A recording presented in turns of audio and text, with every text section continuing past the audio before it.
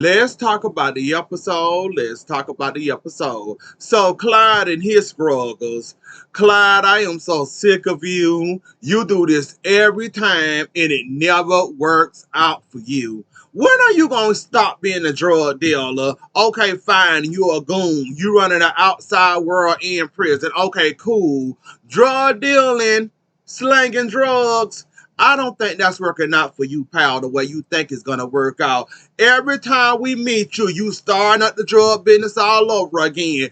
Once again, last time we met you, you forced somebody to slang your drugs for you, which turned out bad for you and you didn't get very far. Now you calling yourself forcing Ava because you feel like she took your money bag away from you, aka Susan. So you feel like Ava will be a perfect example of that. She was in a mob. So let's get Ava to slang drugs for me. Clyde, you haven't learned your lesson yet about slanging drugs. Every time we meet you, you got to start it up. You got to get your people. You got to get that one that you forced to sell drugs, and it always blow up in your face. Clyde, please at this point pick a struggle because I am sick and tired of hearing you and drugs in the same. What you trying to be, Breaking Bad part, Walmart version? Cause at this point I don't get you. Okay, fine. You running the prison, you running the outside world. Anybody can be touched when you want them to be touched. Why you gotta go and mess that up trying to sell drugs? Don't you realize by now you and drugs don't mix and it's never gonna work out for you the way you want it to work out for you? You gonna end up getting in more trouble trying to slang drugs.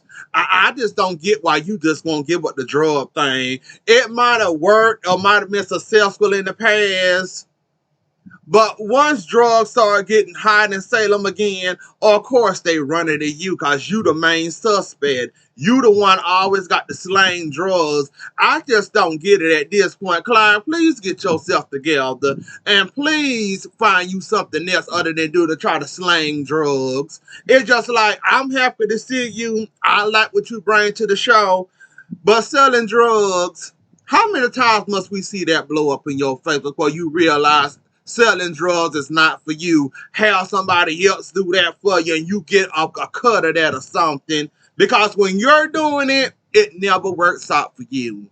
Every time we didn't met you and saw you, you try to do the drug thing. Somehow it comes back and always get you in the rear end every time. It's just like you ain't tired of being tired of the drug thing. I know you like the fast money. I know you like to have the money, but buddy, at this point, give it up because the drug thing ain't working for you. Um, it never worked out for you. It might have lasted what, a couple of weeks, a couple of months for you before it got blowed up and then it's over. So why don't you just give that up finally for a change or do something better for yourself for a change?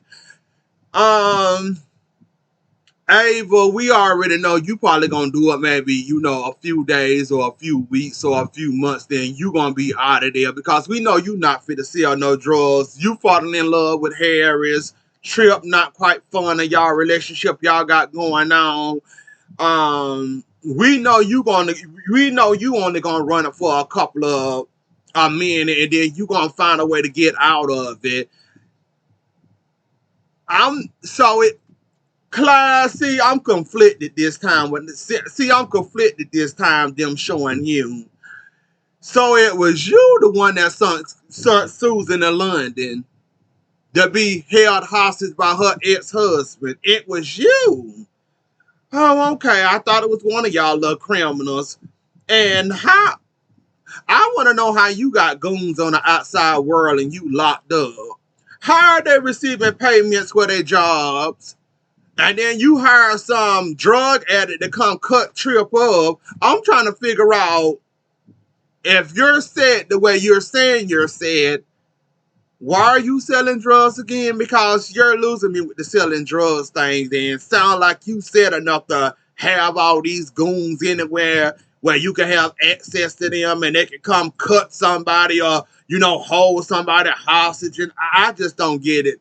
Like Clyde, it's obvious you got some other jobs out there other than selling drugs. We know one of them is drugs and kidnapping and, doing crazy stuff for a paycheck. We already know that when we first met you, but it's obvious you got other jobs out there that's blooming for you other than selling drugs, but it ain't none of my business. Abe and Paulina, might as well throw Chanel and Johnny and Holly in there too, and Brady Jr. / Teresa in there too. Abe. So we finally made it to the divorce part of your plan. You basically love Paulina. You actually fell back in love with her, but you're scared that you're going to end up hurting her. So you want to get a divorce from her. And that doesn't make any sense. You love her, you like her, you love her even more than you loved her before, but you don't want to hurt her. So besides hurting her, you're going to hurt her even more by getting a divorce. And some of that lady stuff must still be lingering around somewhere in your body or your system, because a divorce gonna hurt her more than you playing around with her, acting like you like her, egging and fooling this, and dragging this lady along, knowing where to wine in, where to stuff at in her house, in her apartment or house, whatever it is. Then you got this woman setting up dates, cooking for you and all that. You don't think divorcing her gonna hurt her more than being honest with her? But whatever, Abe. If you want to mess up a good thing that you got going on with Paulina because you scared you're gonna hurt her and scared you're gonna hurt her, whatever reason you said you got going on that you wanna divorce her, okay, fine. Holly, Chanel, and Johnny. Here go the incense door again. Here go the incense door that's opening slowly. So, we got Holly that don't know nothing about Johnny, knowing that somewhere around there, if you mix it up well, they can be related or can be related by marriage. Holly doesn't care about this. She spent how long with Johnny and already talking about he the love of her life. She don't want Tay, but she want a man that's older than her. And according to what they said, she's 16, Johnny, 18, 21, something like that. And you done fell in love with an older man and you don't want your mom and them to know about it. Holly, go find you something productive to do with your life. They go Tate right there. Take him. He got money and everything. Since you worried about money and your Taylor Swift shampoo, go date Tate. Better yet, go find somebody around your shoe size and your age range. Dating a man that's older than you and you around here smoking weed, yeah, that's really going to work out. And Nicole and EJ are going to get, well, they're not going to get married because we'll get to that in a minute. But anyways, though, Holly, go find you something productive to do with your life besides running around here drooling over a man that's way older than you that could be related to you, and just like that, as soon as a marriage get played. I don't understand it, but okay, you done fell in love with Johnny. You trying to break up him and Chanel. You want him. We know Johnny won't go down that road, but we know you'll go down that road. And look like you so desperate and thirsty. Look like you'll do anything and everything to get him home. Okay, Holly, you have fun with that. It's nasty, but I guess you willing to jump your feet in the put your toes in the pool. I guess I wouldn't try, but I guess your hormones can't help themselves or whatever. I'm getting to like little Brady, little Teresa a little bit. He got Brady mixed in with Teresa. I think more Brady than Teresa, but you can tell both of them inside of him somewhere. But I'm beginning to like little Tate. I'm glad he around. To drive his daddy crazy and that whole custody thing that's with sending Gabby out the door. But I'm glad he around, highly grown. Besides her messing with Tater, finding her a man around her age, she want to mess with Johnny, trying to blow up Chanel and Johnny. You know, that whole situation and that whole fiasco. And I hate to say it, but Kristen is kind of a good mother. Seeing her with Holly, seeing her being a mother to Holly. I mean, her daughter name. What's her daughter name? Seeing her be a daughter to her, being a mother to her daughter. Rachel. Seeing her, you know, how she handled the situation, even though she shouldn't have put the knock your heads together and shouldn't have kind of threatened them a little bit low key like she did. Kristen, okay, mama. Too bad this whole custody thing for the blow up in it look like it's for the blow up in Brady face. I would say Kristen, but you know, Kristen ain't got nothing to do with it. Gabby and her plans almost work, barely work. They only work for a few, and they work for a few, then they always backfire on her every once in a while. So we gonna have to see where this whole custody thing play out with them. Um, and Gabby, you already got Dimitri shares. I don't know why you so thirsty to have Kristen shares, but okay. Like I said, go run your own company, but that's not good enough for you. You got to run somebody else's company, so you have fun with that. Speaking of Dimitri, Leo, you done got yourself in a whole lot of trouble for the love of your life. Now while he finna get locked up, you decide to rescue him. Have Kayla handcuffed to the hospital bed. Wait, they gonna implicate you and him, and you finna go down with him because you trying to save the love of your life. How free can you be on the run? You got him, y'all free, but how free can y'all be on the run? Leo, think about that for a moment, or don't. You got the love of your life. You have fun with that, I guess. Speaking of custody battles, this whole Sarah and Xander thing for to turn out to be a whole hot mess. You know, Sarah was warming up to Xander being a father of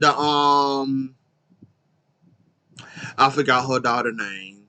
But yeah, once she got the call that Xana was going straight forward with the custody, yeah, she kind of changed her tone, and Xander wasn't gonna play dirty, but he realized he got to play dirty to get what he want. Even though they should come together and have a conversation and drop this and y'all do shared custody. That would be a better idea than going through the courts fighting over it and all these bad memories and these druggings and these poisonings and how Sarah tried to keep Eric away from his child and lied about that, and how she done lied to Xander about this being his daughter and not his daughter.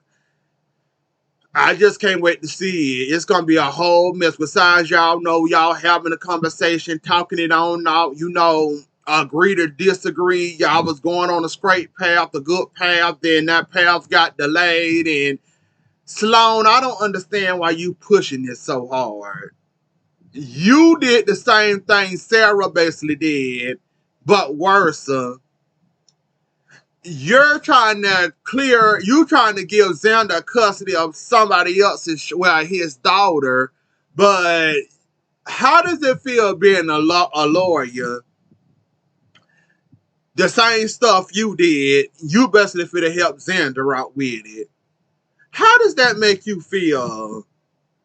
And you still getting slapped in your face with you and your brother and this whole Pauline and Chanel thing, you still getting slapped in your face because all the antics you caused, going after Paulina, going after her daughter, all the stuff about your mom and your dad, that stuff coming back to still bite you in your behind because you thought you was over it, you was done with it and all that. Now that's coming back to bite you in the behind because now you realize you're going to adopt the child, and now they looking back at your history, Seeing the way you acted and how you acted the fool all them months, trying to make Pauline and her daughter pay, and the adoption agencies looking at you sideways saying, we don't want to give you no child. So now you struggling and fighting with dad, and you're still lying to Eric, and Eric about to find out that you lied to him this whole entire time. Because the truth is finally coming out about Eric and Nicole and their baby. It took long enough. I'm glad it's finally coming out. But yeah, it's coming out, Salome. So you might as well go ahead and stop the adoption process right now and sit your behind down somewhere and tell Xander and Sarah they just need to talk it out and agree to disagree, and they raise that child together, other than trying to go for full custody like they both fit parents and they both unfit parents. But you want to fight, you want to, do that. You got trash helping you after she got put out on her behind. So yeah, besides you trying to save the day, you trying to make it, worse for them by having them arguing and fighting. Like both of them got clean plates and they both like they both deserve custody and they don't. Maybe shared, but not you get full custody. You don't. Like, no. That's only hurting the child, and y'all will find out soon enough once y'all stop fighting, I guess. Uh, EJ still on the warpath. EJ, you just have to be a bully. You said you thankful to Ava for rescuing your mama, even though she did cause that months without your mother. You thankful to her. You haven't let it go yet, or you let it go, but in your eyes, you still feel like she deserved to pay for that in some little. You said you ain't gonna do nothing crazy, but when you say anything and involving somebody else, it's gonna be crazy with you, EJ. How can you avoid the crazy when you crazy already? You gonna end up doing something drastic anyways. You gonna be even mad at Nicole once you find out. Well, like I said, we can't really blame Nicole. Nicole, she wasn't a part of this lie. She just happened to fall into this lie this time and without the lie card this time. And basically it's between Sloan and Sloan, the one that was swirling up the DNA that day. So yeah, you can't really blame Nicole, but I'm pretty sure you're gonna blame her anyway. So, and I'm probably gonna go after Sloan too, but yeah, Nicole is out of it this time. Nicole's hands are clean, so you're gonna have to end up going after who, Sloan and maybe Nicole, because you feel like in your heart of heart somewhere she was lying. I just can't wait till it come out. That's all I'm gonna say. Um, Harris getting Harris getting a job at the slow Salem PD. I mean, y'all have done worse. I mean, y'all had a drunk on there for months on the force. So, I mean, somebody that been hypnotized twice, I guess. Y'all want to hire a Marine that been hypnotized twice and threatened to kill somebody twice, even had an exploding pizza in Sarah. I guess he can't do no worse than what y'all can do. I mean, like Kate said, Jada is the only good one on the force, so Harris might be another good one besides Jada on the force. I ain't gonna judge the poor man. The poor man had been through enough, and it wasn't his fault that he got hypnotized and all that. So yeah. So good luck with that, I guess. We have to see how that work out for him. Um yeah, I mean, he can't do no worse a job than what Rafe and the other slow Salem PD people do. So I mean, we have to wait and see. And Alice, I am so disappointed in you. For you to call yourself a playboy and to call yourself a ladies man, you don't see game when game being played in front of your face. Teresa played you like a fiddle yet again. Oh, I don't know where I'm gonna stay. Well, I was gonna stay in the Brady Pub, but that Harris person took that. Well, I was gonna stay here, but that's not available. Of course, Brady don't want me nowhere near him, so Marlene and John is out the way. So that leave me the homeless, or maybe you can offer me a place. And let's open your eyes to the game being played in your face. That's it. That's all. Just pay attention. She already then lied to you. Got you thinking that you the heir of Victor. That you the heir of Victor. Well, you the heir to Victor, and you're not. So come on, Alice. Look at the game being played. She is playing you like an Xbox game, and you sitting up there letting her play you like a computer game. Alice, get your head out of your behind and look what she doing to you. Now you gotta stand with you. You done had sex with her in Greece. You didn't let her stay with you. Now she done got you thinking that she ain't a gold digger when she really is the gold digger of Salem. Now she's staying with you. Oh, Alice, you got to get your head out of your ass soon and ASAP. I mean, this woman is playing you like a fool, and you supposed to be the ladies' man, the playboy. I would thought you would have common sense to know when somebody playing you like a fool. I'm trying to wonder and figure out what could she possibly gain pretending that you're the heir to Victor other than money. And to make Brady jealous, of course. So basically, she using you for money yet again.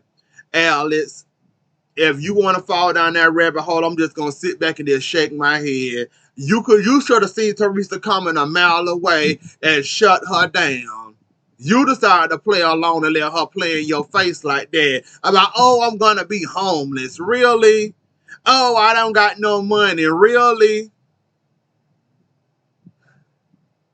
Teresa Donovan, who is related to half of the people in Salem, is gonna be homeless. Think about that for a second, Alice, and realize she playing you yet again and you letting her play you. But whatever. Keep being played like a fool sucker. But anyways, though, y'all, that was the episode. Don't forget to like, share, comment, and subscribe. I'll see y'all later. Enjoy the rest of y'all night. Have a good weekend, and I'll catch y'all later. Bye.